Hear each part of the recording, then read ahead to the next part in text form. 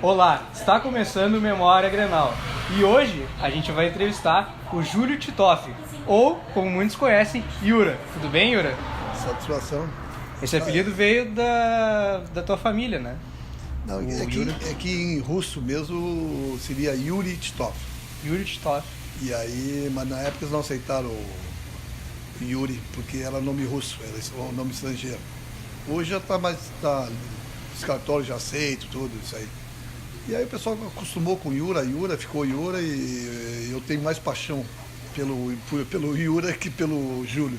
Quando te chamam de Júlio, tu eu nem estranha? Eu nem dou bola. Eu passo adiante porque eu acho que parece que nem é comigo. Quando tu era criança, tu sempre quis jogar ali pelo meio de campo, ou tu chegou a te arriscar no ataque, assim? Não, eu comecei mesmo pela ponta esquerda. Ah, sim. Na fase eu jogava pela ponta esquerda. Fui para a seleção gaúcha do futebol amador pela ponta esquerda. E até no exército depois também pela ponta esquerda. Mas eu sou destro. Sim. Então, quando eu cheguei no Grêmio, o João Severiano me colocou na ponta direita. Existia o Catarina, que estava na seleção brasileira, e ele foi servir a seleção brasileira, e o João Severiano me pediu que eu fizesse esse trabalho pela direita. E eu fui muito bem. Aí tá que logo em seguida, não demorou muito, quando o Dalton Menezes pediu um jogador, o João Severiano, e ele orientou o treinador a me convocar para o time de cima. E foi assim que começou a minha carreira. Em 1971 tu foi pro time de cima, né? Isso aí. Eu te lembro como é que foi o primeiro jogo? O primeiro jogo foi contra o Atlético Mineiro. Eu entrei no segundo tempo. E teve um lance onde eu driblei o goleiro do Atlético, que na época era o maior goleiro do mundo, Mazurkiewicz. Ah, sim. Ele era da seleção uruguaia, mas foi escolhido o maior do mundo. E eu driblei, eu passei por ele em velocidade e ele me agarrou fora da área, nos meus pés. E teve a falta. Aí teve cronista, que na época me chamaram de covarde, que eu não tive personalidade. Eu acho que eu tô jogando contra o maior goleiro do mundo. Tento driblar o goleiro e o cara disse que eu não tinha personalidade. Eu acho que aquilo fez eu crescer como torcedor e tudo, e com a minha carreira.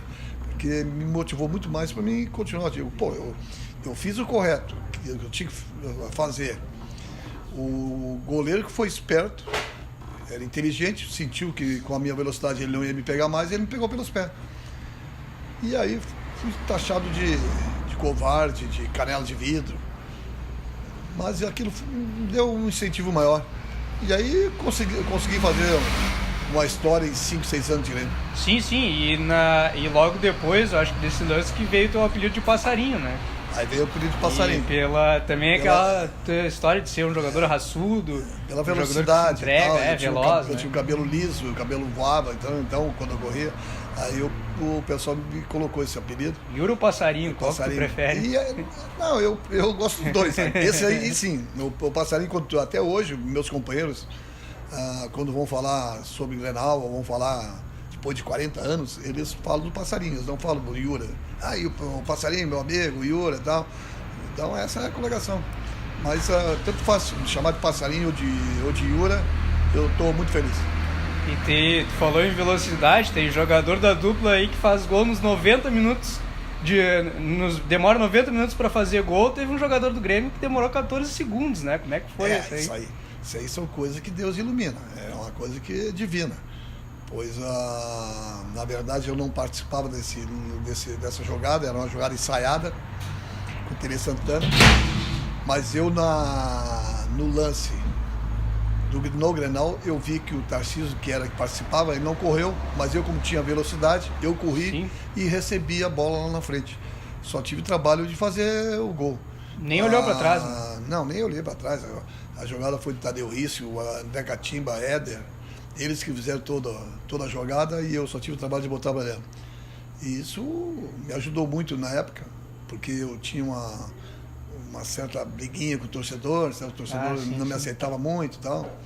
E aí, a partir desse momento, o torcedor começou a aceitar muito. Eu era muito cobrado, porque o Grêmio, o Internacional, já estava ganhando 9 anos. Sim. E o pessoal achava que o culpado era eu.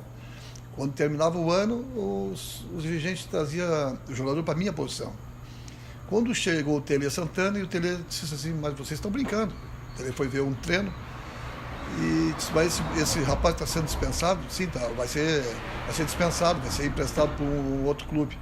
Aí o Tele, não, vocês estão brincando, esse rapaz não, esse ele é meu titular. Porque ele está jogando no treinamento, se ele confirmar nas partidas, ele é meu titular. E foi o que aconteceu. Graças a Deus o Tele foi ver o coletivo do time da Baba, como se chama, como se dizia na época, e me levou para o time lá e nunca mais eu deixei de ser titular. Realmente a partir daí foi uma coisa fantástica. Os jogadores também, na época de 77, que o Tele se uniram muito para ganhar os Grenais e ganhar o título, porque era necessário ganhar, porque havia muito tempo de derrota e isso aí prejudicava toda a carreira dos jogadores. Aí foi feito um pacto, eu me lembro como se fosse hoje, do Oberdan, reunir todo mundo, Tadeu Risse, André Gatimba, Éder, e vamos fazer um pacto aqui que a gente tem que ganhar, vamos se unir e vamos fazer de tudo para ganhar esses Grenais e ganhar o título automaticamente. E foi o que aconteceu. Por isso que eu acho que o time de 77 que o Tele montou foi um time fantástico da história do Grêmio. Tu acha que o vestiário que tinha naquela época era igual ao vestiário do Grêmio hoje? Em nível assim de grupo fechado, tu vê os jogadores unidos tanto dentro como fora de campo? Acho que era mais ou menos nesse. Eu acho que esse time, a diretoria está fazendo um trabalho fantástico. Quando ela deu uma caidinha, o presidente foi pro vestiário. Claro que na nossa época o presidente tinha que chegar gritando, né? Pra gente entender. Porque a gente não ganhava nada, e então o que o pessoal ia dizer tinha que ser na base da porrada mesmo. Mas hoje não, hoje os jogadores são mais inteligentes, são mais cultos. Aí o presidente também sabe falar de uma maneira espetacular, não precisa berrar. Eles entenderam o espírito da coisa e voltaram a jogar futebol. Esse time se tornou um dos maiores times da história do Grêmio, na minha opinião, agora. Ele só tem que ganhar um título para confirmar tudo que ele foi, que o Renato conseguiu fazer, que o presidente também conseguiu unir o grupo. Porque eu sempre digo assim, tu tendo uma boa diretoria, tu tem um bom treinador, tu tem um bom time. E aí a torcida vem atrás. E o Grêmio está nesse momento. Eu acho que o que o Renato formou, o Tele tinha formado em 77. Sim. Uma amizade incrível, jogadores, onde um ia, os outros iam atrás. Nós chamávamos os outros jogadores que não compareciam nas nossas festas. Era uma união total, ao ponto de nós ir dormir num convento. Nem a Crônica e nem rádio e televisão sabia de que nós fazia isso. Vocês escondido, dormiram nós dormíamos em convento para mostrar que nós queríamos unir, nós estávamos unidos, para não ter aquele comentário que a gente estava na noite, que a gente estava se bebedando. Então, e incrível que pareça que existia esse comentário, e nós sabendo que nós estávamos todo mundo junto, reunido num convento. Como é que foi essa história do convento? Onde é que foi esse convento? Esse convento foi em Viamão, e a gente ia para lá, deixava os carros no Olímpico e encontrava o pessoal em outro lugar e saía todo mundo junto lá para o convento. Cheio de mosquito era... Bom, aí se tinha 10 milhões de mosquitos, os 10 milhões de mosquitos estavam em cima de mim. Era impressionante. Eu cheio de boa noite naquela época. Não, eu sei que você sabe o que é boa noite, mas boa noite era uma coisa que eles botavam para matar mosquito. Não matava nada, mas dizia que era boa noite, mas não tinha boa noite nada. Mas assim mesmo foi fantástico. O grupo era dirigido pelo Tele Santana, nosso grande presidente Eldorado, Verardi, o Banha e o Hélio também trabalhavam dia e noite para recuperar os que estavam machucados. Foi um momento fantástico de 77. Eu acho que esse time agora, ele é melhor que o time de 77. Mas o ataque do Grêmio ainda daquele tempo, eu acho que é melhor que desse. É a única diferença. André Catimba não tem... André Catimba de Tarcísio foi fantástico. Esses três caras na frente. Aí tinha um complemento de vez em quando, meu e do Risse, Tadeu Risse, que também veio jogar no Grêmio, ele era reserva do Flamengo, porque tinha o Zico lá na época. Então, não tem como, era um cara fantástico. Esse cara, com a maneira de pensar religiosa, nos uniu muito, levava a gente para a igreja. Nós mudamos toda a história do ser humano, de jogador de futebol. Nós fizemos tudo o que tinha que ser feito para ganhar um título. Não tenha dúvida disso. Se tivesse que nós ir para a igreja, nós íamos. Se tivesse que dormir em convento, a gente ia dormir num convento. Se tivesse que fazer um churrasco na casa de alguém, todos os jogadores iam junto.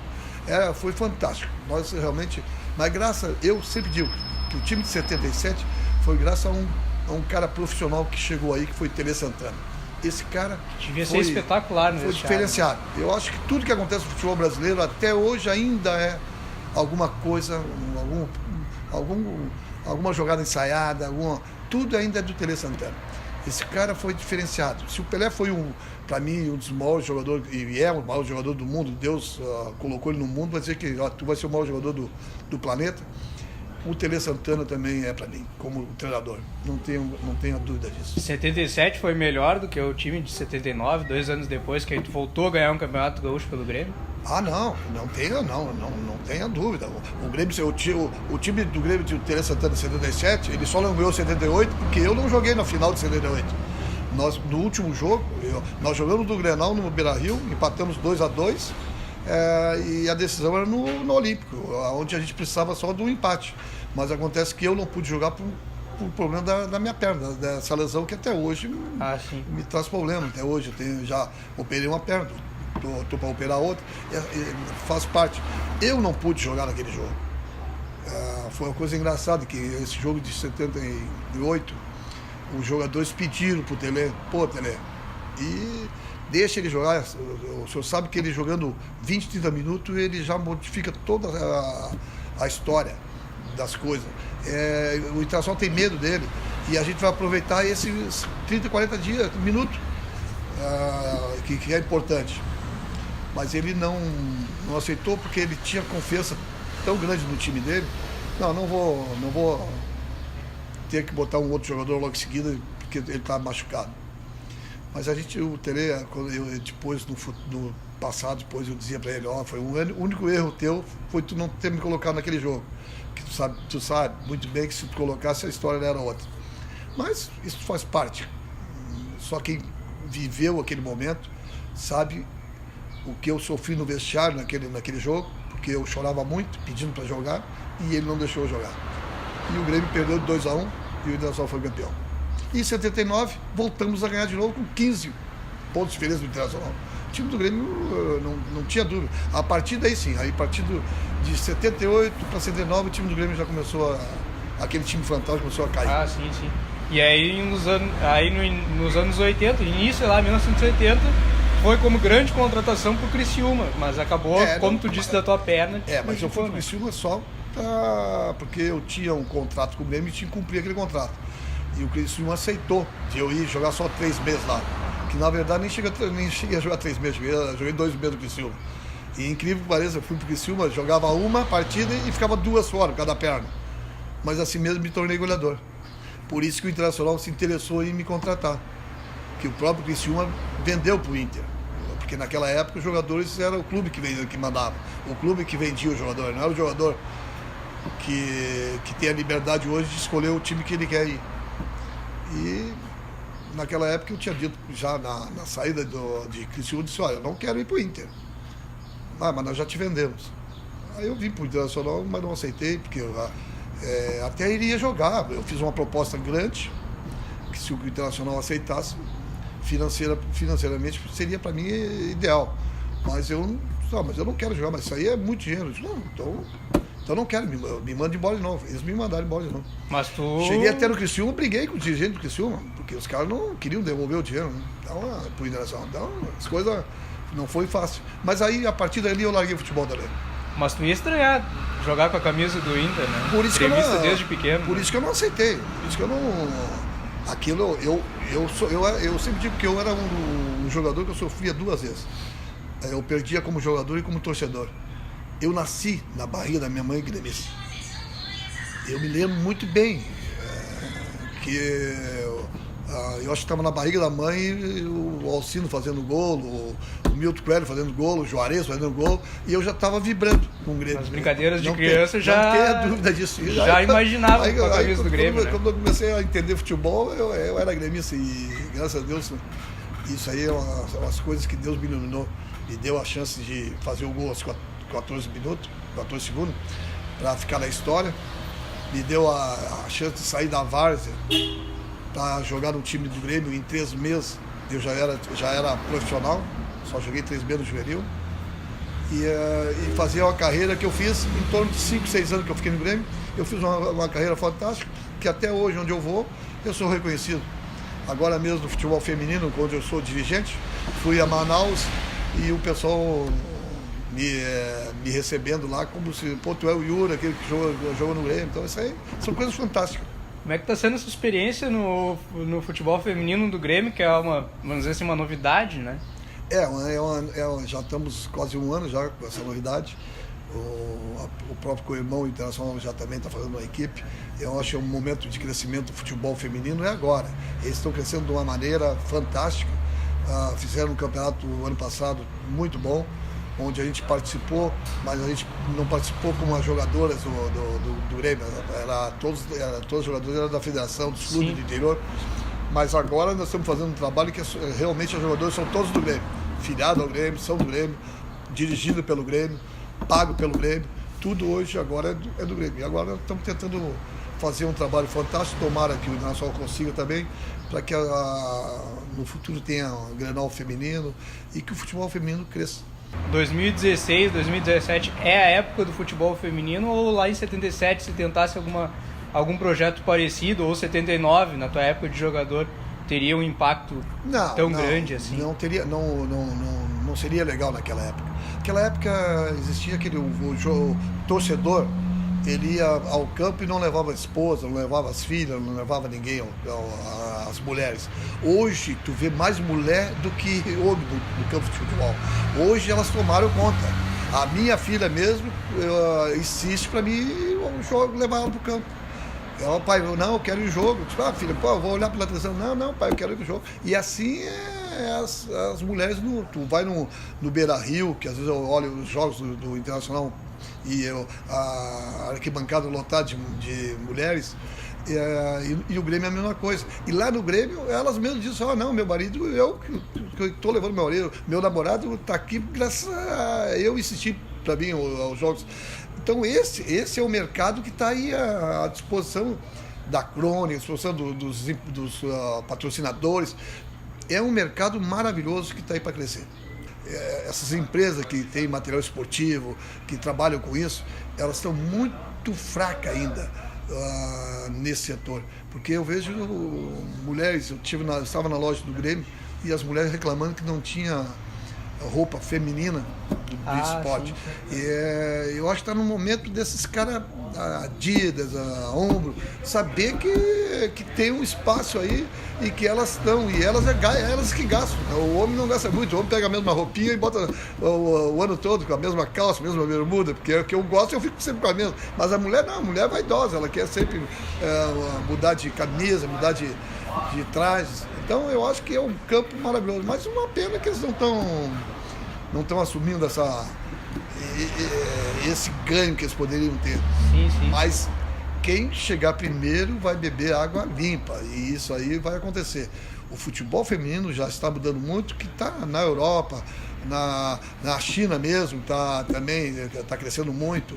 E na América, os americanos têm uma paixão. Estados Unidos e o Canadá. Tem uma paixão maior.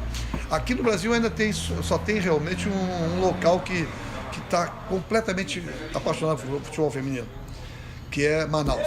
Manaus bota 8, 10, 15, 25 mil torcedores para ver as gurias jogar.